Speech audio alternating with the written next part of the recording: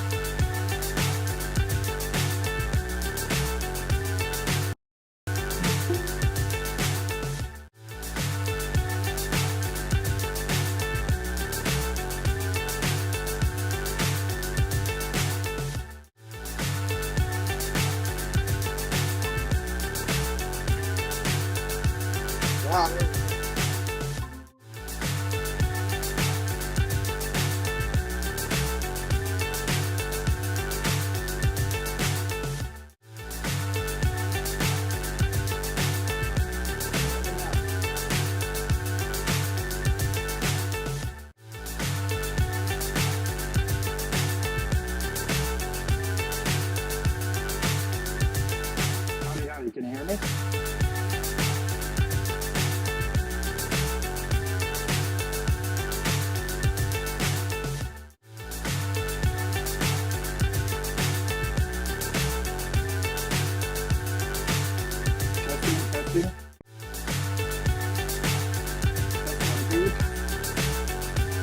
Testing. Testing.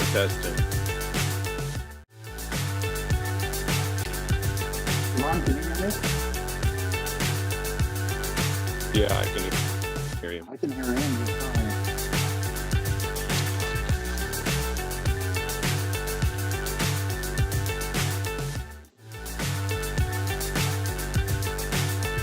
You can, perfect.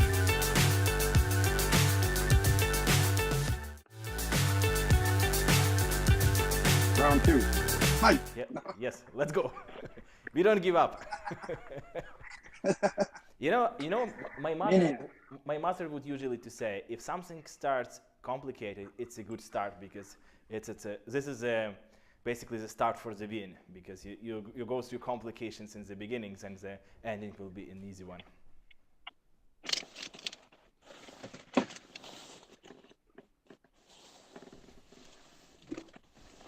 That's all life is. It's a series of obstacles that we all must get through if we want success. So Absolutely. Agreed.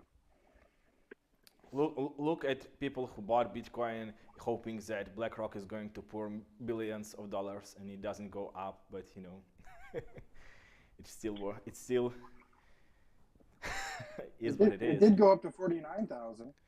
Yeah, but that's what I was saying, telling to people. It's not going to skyrocket, immediately. It takes time because people want to profit. There are people who bought Bitcoin for 15, They're going to sell at 49. They're going to sell at 49. There's no way they're going up to 100. So there is no way they're doing that. Okay, are we ready? Is it live? Okay, guys. Yes, so welcome back again. We had the technical issues here, but Apparently, that's a life. What a life without a challenge. Hopefully, this is the biggest challenge we had. And we have a Mountain Saloon with us. We have Andrew and Crypto Nada 4. So, Andrew, can you tell us again a little bit about the project, how you went to the project, how come this all started? Yeah, most definitely. I've been crypto mining for a few years now, and people would always ask me when they found out I was crypto mining how they could get involved. And my first investment into crypto mining was $10,000 to get the first miner and the power run. And I would just see the joy kind of fade from them because most people don't have $10,000 just lying around to be able to put into a mining project. And that really got the wheels turning of how I could open this up to the general public to be able to come in and joining a mining operation for a reasonable price. And that's where Beartooth Mountain Saloon came from. When you buy our NFT and you stake it back with us, you are joining a 1 megawatt Bitcoin mining facility. Now, we're going to mint these NFTs for somewhere around $500 to $600, and more people can take that and buy, one or two and be comfortable spending, $1,000 to $1,200 instead of dropping $10,000 to get involved in a mining operation. And so for me, I've always wanted to help out the little guy, and this is a way for the general population to be able to get into the mining side without a major overhead expense. I see so many questions, to be honest. So many questions. But I think the first question I would start from, this one is the most complicated, for me. Is the mining actually legal in the US at this point? It is. Can you hold, because I've seen in Nebraska state, there are some laws that you can actually mine, but not I don't know about every state. So is it actually that you can put in your residential buildings a miner and pretty much do your thing? Yes, it is legal here in Montana, where we're located. And the great thing about Montana is we have relatively cheap power as well.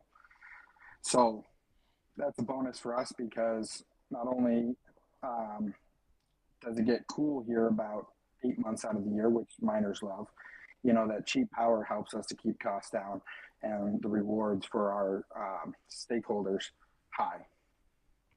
I see. So let's go from the regarding the legal. Also, the question: if you get, let's say, the rewards, okay, you put the miner, you get the rewards, and you earn some amount of Bitcoin. How do you tax it, and how do you distribute it to people? Because let's say I have an NFT, right? And this is a question I get in absolutely every project I host or talk, or even if I go to the spaces. If there is a money distribution, there's always one question: how do you avoid being securities? How is your NFT is avoided to being a security, and how exactly are you going to pay? Is it going to be an ADA and Ethereum or Bitcoin, or how are you going to pay to people actually, and how is it going to be managed from the legal perspective? Yes, great question. The way that we get around it being a security is you have to physically take action in order to redeem rewards. So you can't just buy our NFT and automatically start redeeming rewards. You have to stake it back with us. And so by taking that physical action, you are redeeming staking rewards instead of just distributions. The other thing you brought up was the tax aspect to it. We are going to distribute to people's Bitcoin wallets. It's going to be, we're mining in Bitcoin, we're just going to deposit in Bitcoin. And it'll be up to them to claim those rewards. Technically, anything that is mined and brought in that aspect is considered income. And so they would have to claim that as income on their taxes when they file. I see. Yeah, it makes sense. For you, it's not an income event because you just send a part of it.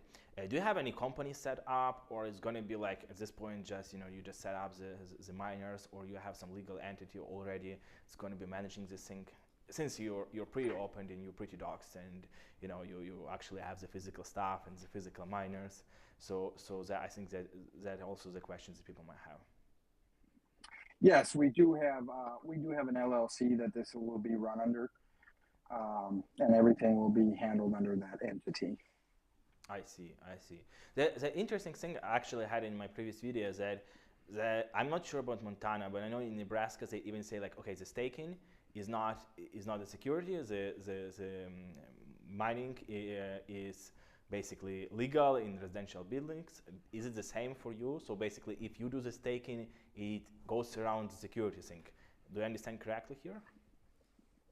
To my knowledge, in talking with our attorney, by all means, I'm no attorney, but Yeah, for sure. because of the staking aspect, that is how we are not considered a security, to my knowledge. I see. So basically, the staking is a go around for any profit distribution, let's say. Right, because you physically have to, you can't just earn rewards. Like if I was to go buy Ford Motor Company stock, right? If they were to do out dividends, I would automatically be rewarded because I hold stock. Ours, you don't just get rewarded by holding it. You physically have to stake it in order to redeem staking rewards.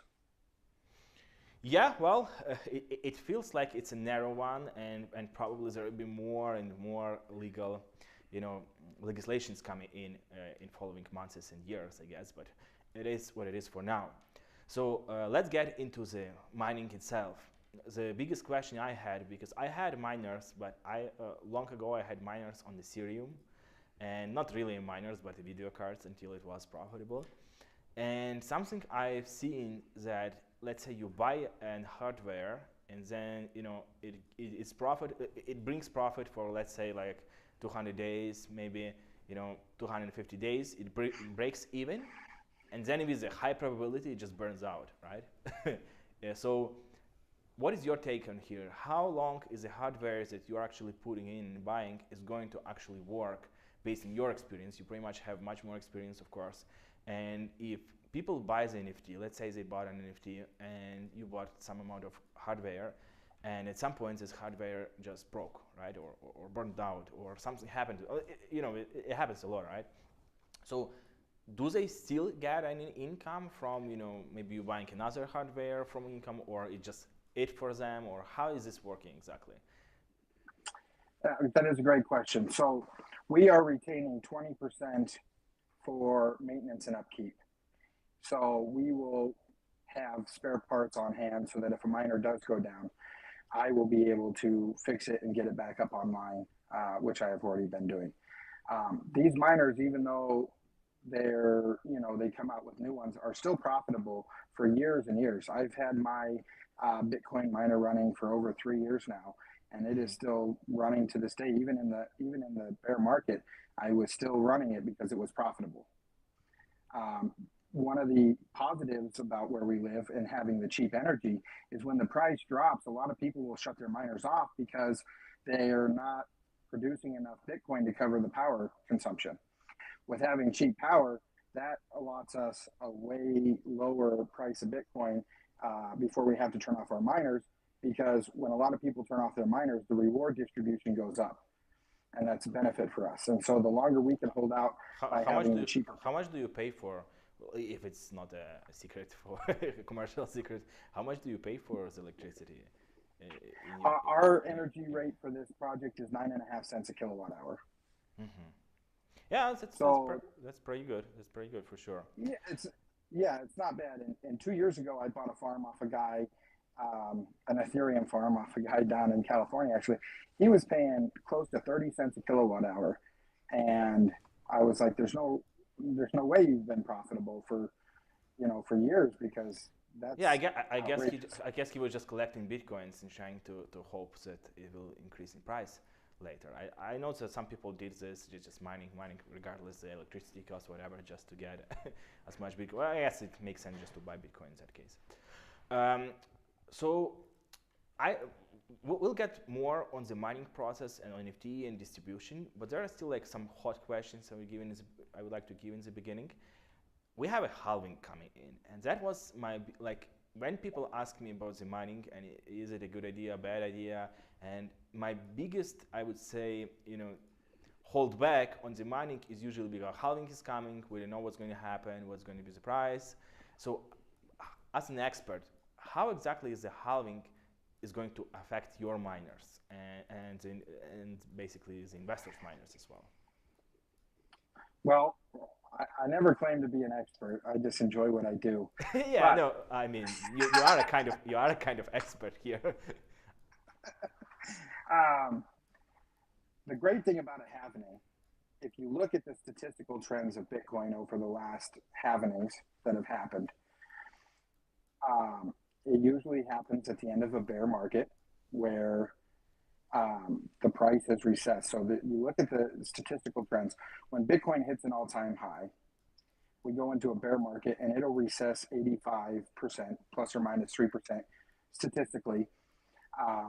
And then when the next bull market comes after a halvening, it usually statistically will go 18 to 22x. So if we look at when Bitcoin hit 20,000, right, it recessed all the way down between 3,000 and 4,000.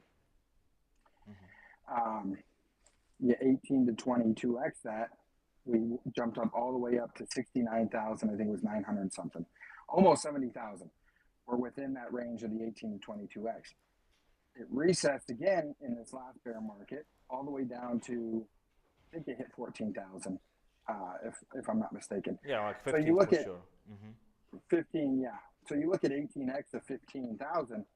I mean, you're talking 200 plus per coin.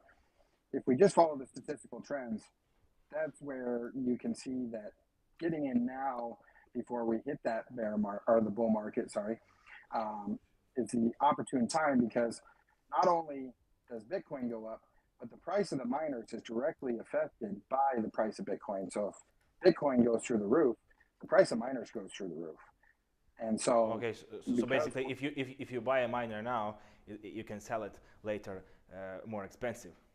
That's what you're saying? That is, when I bought my miner, it was back in the last bull run. I paid $7,000 per S19 Pro, which was hashing at 110 terahash.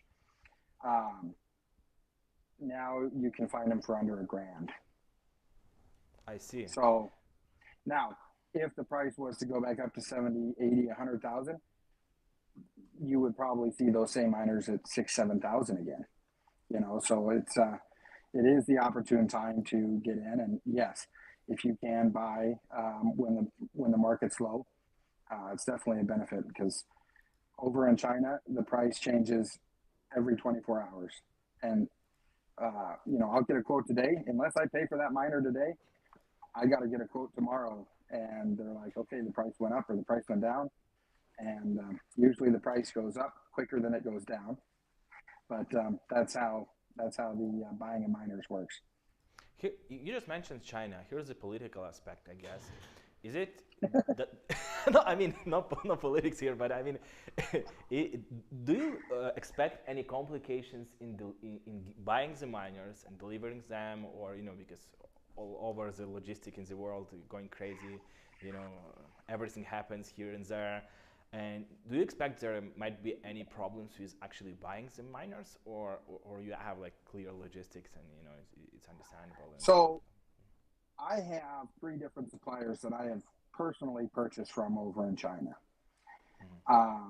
With a project of this caliber, where we're going to be looking at spending anywhere between 500 to 750,000 on miners, that's something where I would feel more comfortable spending the $2,000 to fly over there, and probably another $2,000 just to make sure that they get on the plane. Yeah, that makes sense for sure. I hope you go in person, not just send someone or send an email. Yes, even though I have reputable suppliers that I have purchased from and received product before, with spending that much money, I would want to do my due diligence and actually be there in person to make sure that everything goes through smoothly. Yeah, it definitely makes sense. Definitely makes sense. If you just if you come back to the halving, and we have a little bit small like fantasy, right? How long is the mining actually with this hardware, considering we'll have one more halving and then one more halving? How long is the mining is going to be a thing where you can actually make a reasonable amount of money? Because I know that when the Bitcoin ends, then or we're still far away from that. I think we're so far enough away from it that we can reap enough rewards that everybody's profitable and makes a profit off of this NFT project. Yeah, I see. I just thought about that. It's probably still like 5 more halvings at least. So yeah. I mean, we're in this for the long haul. We're in this to have versions after the first version, and ultimately create mailbox money for as long as we possibly can for our holders. So, yeah, I mean that's the vision. Do you plan to have one sale on NFTs by the miners and then just grow the business, or you plan to make couple sales, or what's the idea on the NFT specifically? So I mentioned 70% gets put back to the stakers, 20% is held for maintenance and upkeep. 10% of everything that we mine is going to go towards future growth. So at the end of the year, or when we're getting ready to pay everybody out, we are going to take a poll and let the stakers say, okay, we have this much. What machines do you want to add to the operation? So we're going to continually keep growing that NFT project, and that one will continue to grow for as long as the project's running. As far as adding more, we have 8 other 1 megawatt facilities that we are a part of the project. That's versions 2 through 8. So this is version 1. We wanted to get it off the ground. We wanted to show it was successful. And once we launch version 2, we're going to actually mint, it'll be close to 7,000 NFTs, but it'll be 3 1 megawatt facilities that'll be involved with that version 2. And then once that one is completed, then we'll work on version 3, which will be another 3 1 megawatt facilities that we will get up and running and operational for our NFT holders. Okay, let's get to the NFTs in technical means. You said that you're going somewhere on your website. It says it's going to be an ADA and Ethereum, right? And which pretty much perfectly makes sense. But how is it exactly going to look? People can pay in Ethereum, like one NFT in Ethereum, one in ADA. It's going to be 2 collections. Is it going to be 7,000 NFTs altogether, or like there will be specific amount of NFTs for Ethereum and specific amount of NFTs for ADA? How is that actually is going to look like from investor perspective? Let's say I have ADA, I have Ethereum, I want to go and buy NFTs. Which should I go and buy it with? So on the investor side, it's not going to matter what you pay with. You're still going to get, one NFT, whether I pay in ADA or Ethereum. Now, I was trying to reach out to our developer to get clarification on this before we came online, because I thought you would ask this question. And to my knowledge, I believe our developer will just make it that once you connect your wallet, you can either choose to pay in ADA or Ethereum and receive an NFT. Okay, so basically the total supply of all NFTs will be, let's say, if people send 50%, or let's say 40% of ADA and 60% of Ethereum, so you just add it up together and you'll have 40%. Can you actually change NFTs from Ethereum to ADA, or if you bought it in Ethereum, it stays in Ethereum forever? If you bought it in ADA, it stays on ADA forever? Because there are, why I'm asking, because there is completely different ecosystems in trading, right? So, there is much more volume on Ethereum, there is much less volume on ADA, specifically in NFTs and on the market. And obviously these prices of these NFTs will be codependent, right? And so the real question, can you switch between one another, or if you minted on specific chain, you're stuck here? Well, unfortunately, this is a question that we need a little bit of more time for our developers to flesh out for us. This is something that we've been going back and forth. Yeah, but I mean, how do you like it to be? So obviously you'll have some technical developers and they'll be, trying to give you the best solution, but how do you see it from your perspective, I mean? Ultimately, it would be great if they could coexist, right? that you just hold the NFT, and it doesn't matter if you bought it in ADA or you bought it in Ethereum. You know, you still have that NFT, and that if you know, to be honest, I don't know the technical aspect of the back end of this I see. to really I see. speak on that effect. When it comes to the development process, I got to be honest, I don't know much. That's where we hired some great developers to handle that for us, and I would have to get some information from them to be able to answer that properly. I see. I see. Yeah, well, it's not such, you know, a big So, question, but for just a sure. little backstory, Basil. Andrew initially was going to launch this project on ETH, and him and I connected after this was already an idea, and he already had an additional partner. And my influence within this space is all on the Cardano side. And so I was the one who was ultimately able to find us a good developer in the Quantasphere tech team, codeware development team. And so, you know, that's kind of where Cardano came into the equation. And so some of these things about, you know, where are the NFTs going to live? Are they going to live on OpenSea? Are they going to live on JPG Store? You know, those kinds of questions are still to be determined and figured out. They very well could live on both blockchains, but ultimately we would love them to be in one place. So this is something that more information is still to come. This project is still so early on that, you know, those minor details on the back end are still to be fleshed out. Yeah, you're definitely early on. I'm sure that you'll have a lot of chances to speak to audience and explain once you have it all together, all put together. Regarding the Cardano influence and basically how you know, how you decided to bring an audience from Cardano, and obviously you found the Cardano Crocs Club developers who are doing the minting and, you know, other stuff for you, which how much do you see, because I've seen quite a lot of volume specifically on these projects. How much do you expect actually to have people from Cardano compared to Ethereum?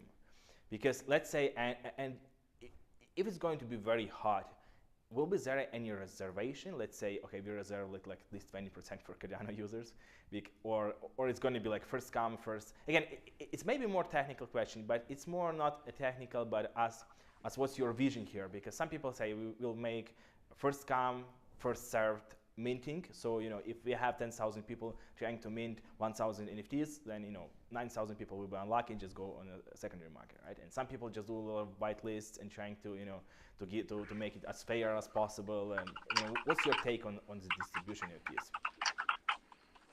So to address your front end of that question, do we think that Cardano users will come over? Absolutely. The more that we talk to community members in this space, all we hear is positive feedback. And so in the Cardano community, that will be being in BTC also a factor to sway anybody. Goodness sake, Basil, the only thing wrong with Andrew would say is two things. You're going to slip on the way to the mailbox, or you might get a paper cut when you're opening the envelope. And so that's what we're trying to create here.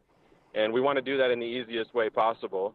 And we want to unite communities along the way. And so if we can bring communities together, give people multiple options to buy the NFT, that's what we want to do. We want to open this up to the widest net possible. But there are going to be multiple tiers to how people can access the NFTs. There's going to be multiple different whitelist roles within the server and within the community.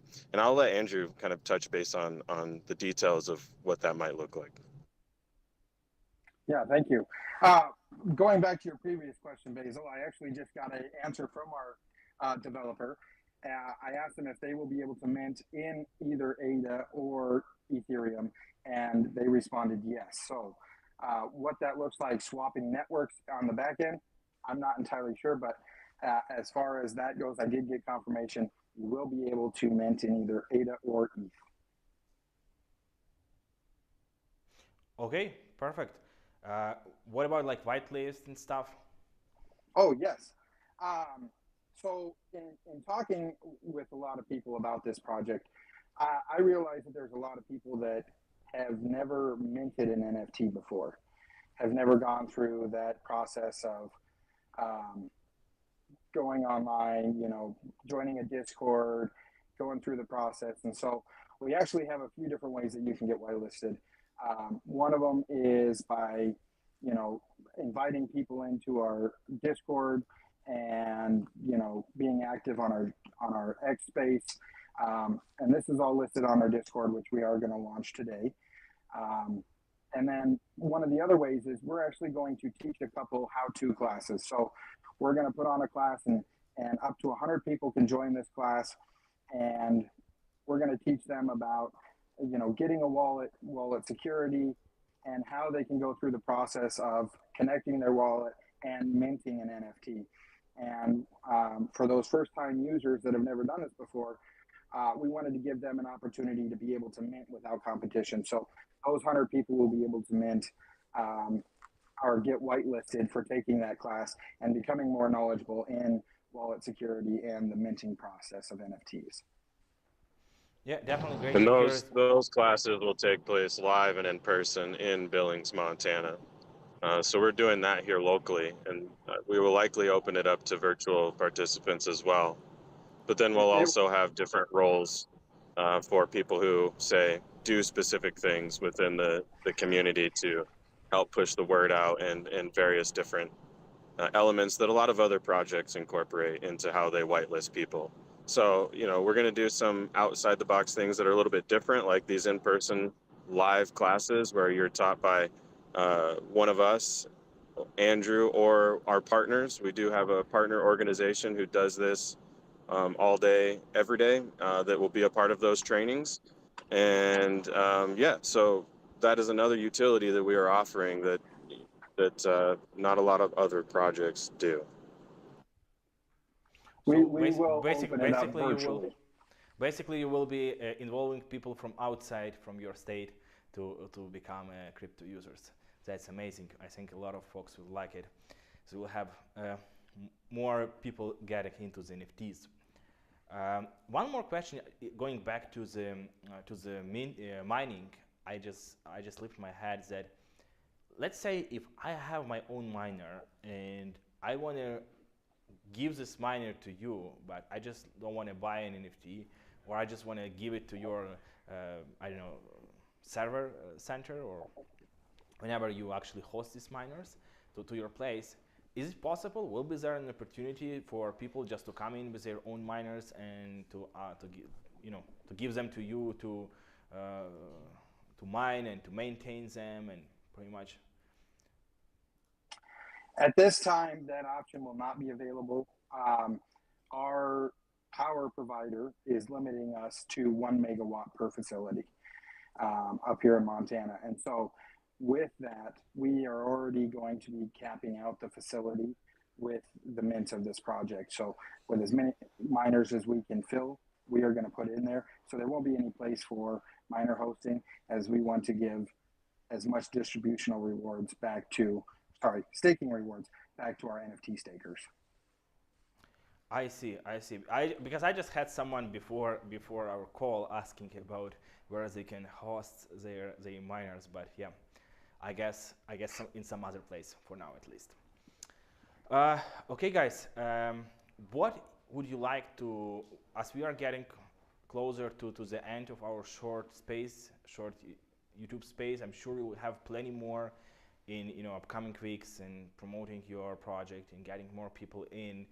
And it just been for some reason, like my space with me for some projects, like some other projects that we add on our channel, is like a first space, and then they have like hundreds more. And obviously we have a lot of questions and a lot of places where you'll be able to clarify things for your community and for new people who'll be coming.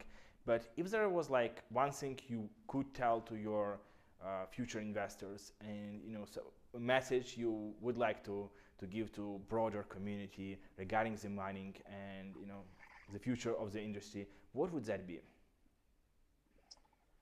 Well, one thing I get asked a lot, Basil, is what's the return on investment? And so I've been running calculations, and I was just working with a gentleman a couple days ago, uh, kind of teaching him what mining was, and going through the steps with him of he's a business owner, he's an investor, but he's never dabbled in crypto, but he wants to get involved. He's one of those that falls under the going to take our class and get whitelisted category. When I was running the calculations, and I'm just pulling numbers directly from minerstat.com on what the miners we're looking at buying are giving in rewards per day with the power consumption that we have.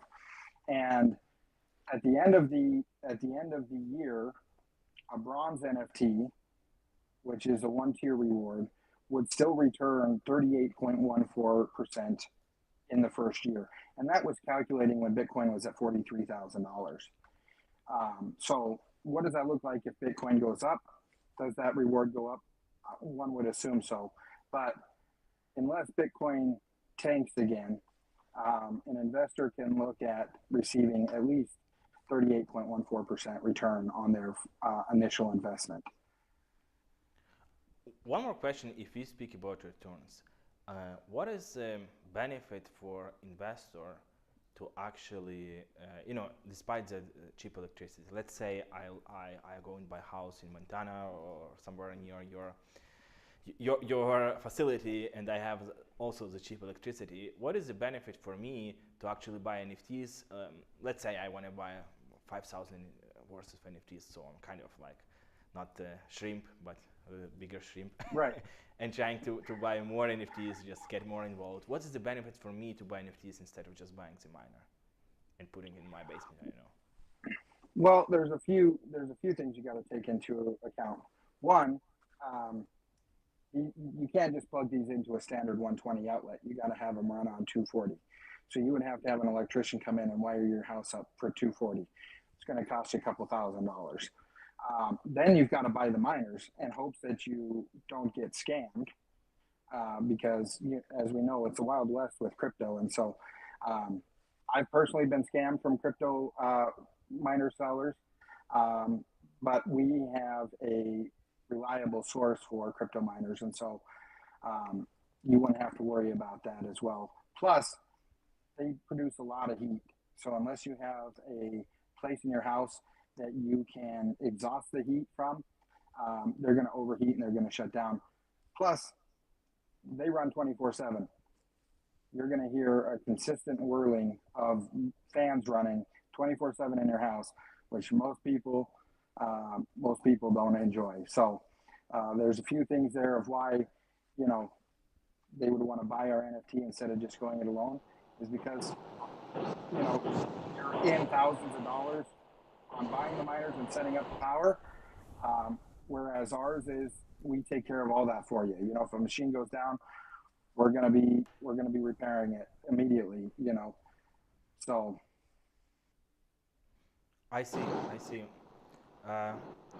Okay, guys, that was nice to have you here. If you want to make any announcement about your future plans, or in community development, you open Discord, or anything you want to talk about that is upcoming, or do any giveaways or anything like that, it's a perfect time to do so. Yeah, most definitely. Thank you. You can, if you want more information, our Twitter at Beartooth Saloon. You can go to our website and get more information about the project, BeartoothMountainSaloon.com. Basil, if I send over the Discord link, can we put that in this YouTube video? Yeah, I will put it in the comments, and of course comments? I will. Yeah, and of course I'll put it on Twitter page and on some other channels for sure. Perfect. Yeah, we are officially opening the Discord today. So come in, you'll get your roles. And Devon, do you have anything to say? I got just one or maybe a couple things, and it's really just more out of excitement for the point in time in history that we're all in today.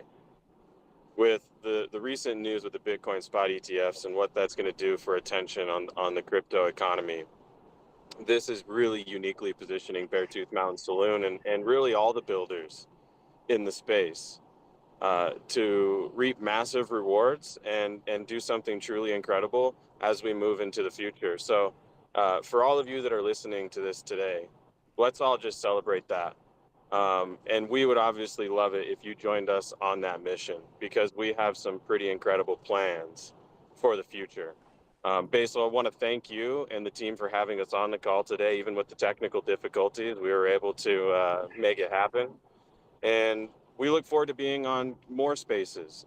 In the future, we'll be on the Clays After Dark space on X.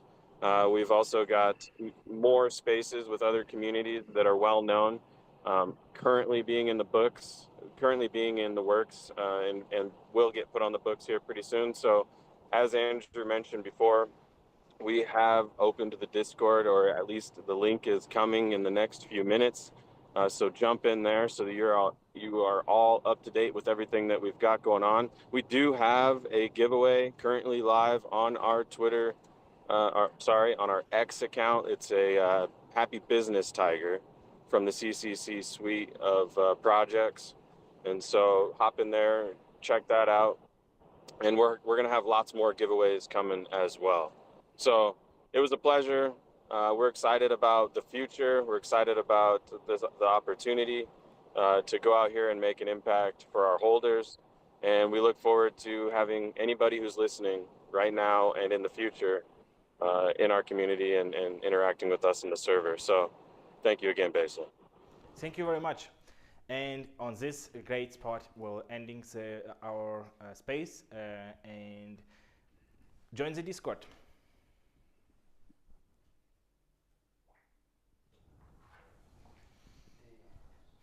So. Can you